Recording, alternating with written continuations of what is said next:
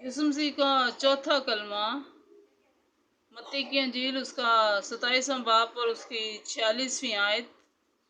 Eli Eli लमा शबक्तानी, यानी आए मेरे खुदा तूने मुझे क्यों छोड़ दिया। इसको कलमाए कफारा भी कहा जाता है। खुदा यीशु मसीह के 7 सलीबी कलमात में से पहले 3 उसने दूसरों के लिए कहे और आखिरी 4 कलमात अपनी ज़ात के बारे में। ये कलमा मुकद्दस मत्ती, मुकद्दस मरकस दोनों ने कलमबंद किया है। दोनों मुसन्निफीन के बयान से मालूम होता है कि पहले 3 कलमात और आखिरी 4 कलमात में एक वक्फा है, जिसे हम यूं जाहिर करते हैं कि अंधेरा छा जाना। और दोपहर से लेकर तीसरे पहर तक तमाम मुल्क में अंधेरा छाया रहा। मत्ती 27 बाब उसकी 45वीं आयत।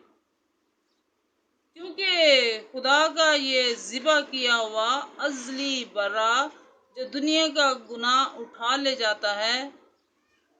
नंबर 1 इसमें इसका अगर इसकी तशरीह की जाए तो नंबर 1 ईद फसा मनाने के बाद पाक जुमेरात की रात 11 बजे बाला खाना से जैतून के पहाड़ की तरफ गया।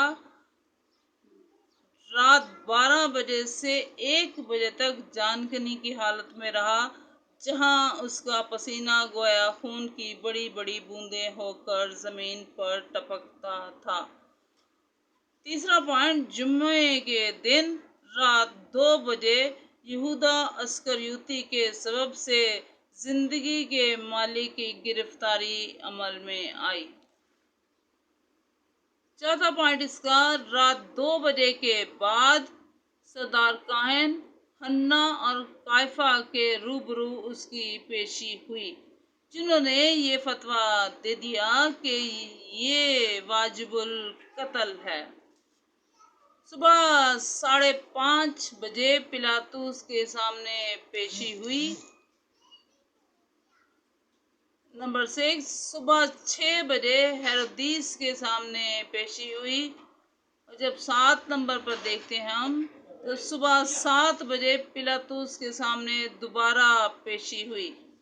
8 बजे 8वें पॉइंट में जुम्मे की सुबह 8 बजे पिलातुस ने अपने हाथ धोते हुए उसके बेगुनाह होने का ऐलान किया। नंबर 9 में हम देखते हैं कि जुम्मे की सुबह 9 बजे खुदा के अज़ल से ज़बा किए हुए बर्रा को खोपड़ी के मुकाम पर उसके हाथों और पांव में कील लगाकर सलीब पर लटका दिया गया। 9 बजे से 12 बजे के दरमियान उसने अपनी जुबान से पहले 3 कलमात कहे जो दूसरों के लिए थे। 12 बजे से 3 बजे तक तमाम मुल्क में अंधेरा छाया रहा और 3 बजे के करीब उसने यके बाद दीगरे बाकी के 4 कलमात भी कहे जो उसकी अपनी ज़ात से मुतल्लिक थे।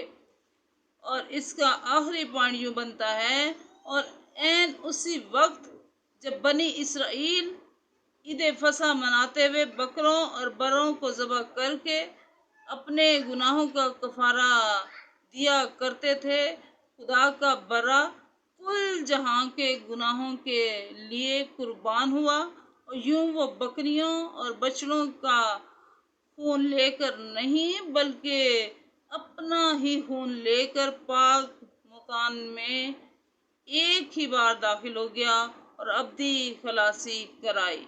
इब्रानियों नामा बाब और उसकी 12वीं आयत। दोपहर से लेकर तीसरे पहर तक साइंस के मुताबिक आइंस्टाइन ने नजरिया यूं फरमाया کائنات صرف لمبائی، چوڑائی اور اونچائی نہیں جانتی، بلکہ اس کی چوتھی جو خصوصی بات ہے، سائنسدان مختلف طریقوں سے نہایت صحیح طور پر وقت بھی ماپ سکتے ہیں۔ قدیم زمانہ میں وقت کی سب سے چھوٹی اکائی گھنٹہ تھی، جو دن یا رات کو 12 حصوں میں تقسیم کرنے سے بنی، لیکن یہ گھنٹہ دن اور رات کے بڑھنے یا گھٹنے سے بدلتا رہتا تھا، لہذا 60 منٹ کا نہیں ہوتا تھا۔ اس سے بڑی اکائی پہر، دن، ہفتہ، مہینہ اور سال تھی۔ پہر سے مراد، پہر کے لیے یونانی لفظ جو استعمال کیا گیا ہے، اس کا اردو میں یوں ترجمہ کیا جاتا ہے کہ 3 گھنٹوں پر مشتمل ہوتا ہے ایک پہر، لیکن قدیم زمانہ میں یہودی رات کو 3 پہروں میں تقسیم کیا کرتے تھے۔ یہودی 3 پہر بناتے تھے۔ یہودی 3 پہر کو ایک دن کہتے تھے۔ اس میں پہلا پہر شام 6 بجے سے رات 10 بجے تک، دوسرا پہر رات 10 بجے سے لے کر رات 2 بجے تک، اور پھر تیسرا پہر رات 2 بجے سے لے کر طلوع آفتاب تک۔ رومی پہر، رومیوں کے عہد حکومت میں رات کو 4 پہروں میں تقسیم کر دیا گیا۔ متی کی انجیل اس کا 14واں باب اور اس کی 25ویں آیت۔ پہلا پہر رومی حکومت کے مطابق شام 6 بجے تا رات 9 بجے تک، دوسرا پہر رات 9 بجے سے 12 بجے تک، تیسرا پہر 12 بجے سے 3 بجے تک، اور پھر چوتھا پہر 3 بجے سے صبح 6 بجے تک۔ اور اس طرح دن کو بھی 4 پہروں میں تقسیم کیا جاتا تھا، یعنی صبح 6 بجے سے 9 بجے تک جس وقت یسوع کو صلیب پر لٹکایا گیا، دوسرا پہر 9 بجے سے 12 بجے تک جس میں خداوند یسوع مسیح نے صلیب پر پہلے 3 کلمات کہے، تیسرا پہر دوپہر 12 بجے سے 3 بجے تک جس وقت تمام ملک میں اندھیرا چھایا رہا، اور چوتھا پہر 3 بجے سے شام 6 بجے تک جس میں خداوند یسوع مسیح کی تدفین کی گئی۔